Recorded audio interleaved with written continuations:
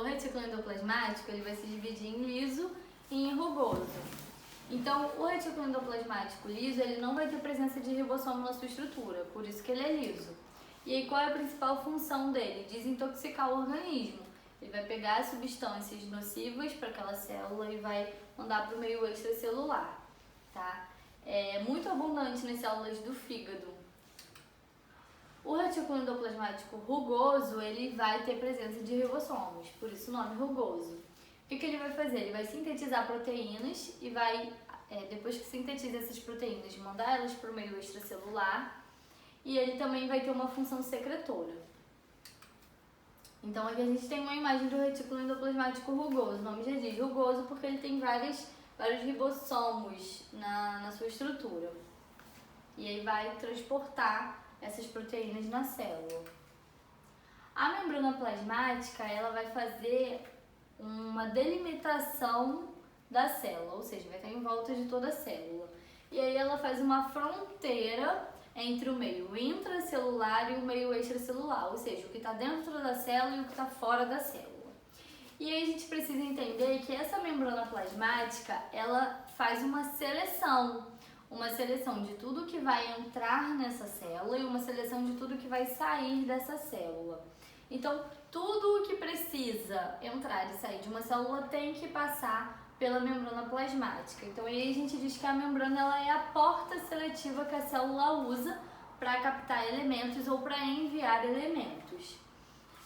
A gente tem na estrutura da membrana plasmática uma bicamada lipídica, ou seja, uma dupla camada de lipídios, e aí a gente também tem proteínas mergulhadas nessas camadas.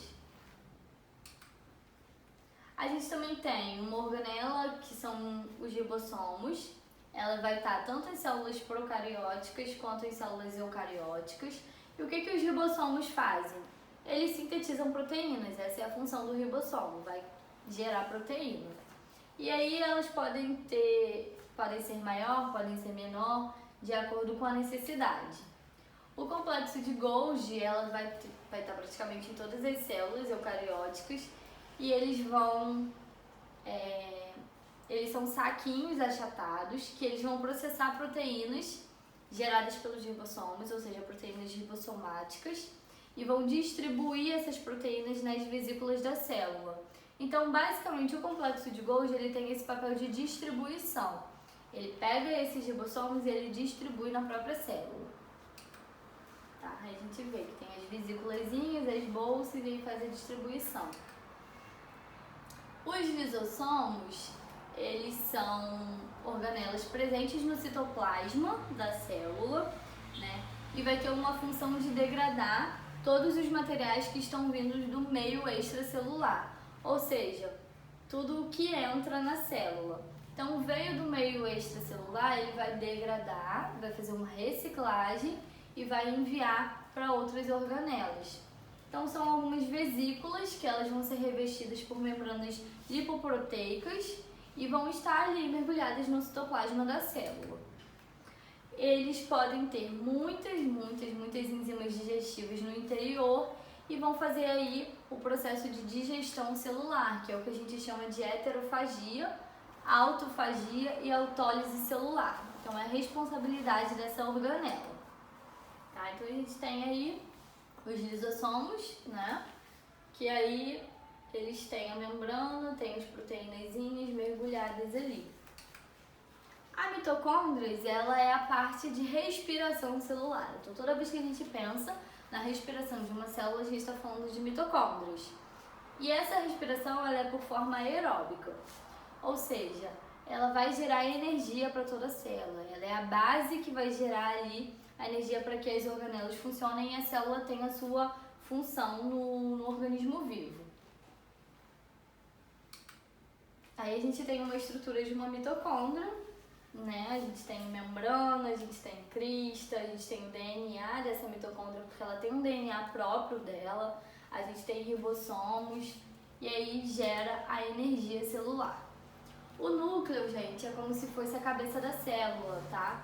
Ele foi descoberto pelo Robert Brown, que foi um pesquisador, e ele observou a presença do núcleo em algumas células eucariotas. Esse núcleo, por que ele é a cabeça da célula? Porque é ele que vai guardar, que vai proteger o material genético da célula, que é o RNA, que é o DNA. E aí ele vai estar ali protegido por um invólucro nuclear e vai fazer comunicação com o citoplasma. O núcleo ele tem duas funções básicas. A primeira delas, ele precisa regular tudo o que acontece no interior da célula, no meio intracelular. Então ele faz a regulação de todas as reações químicas.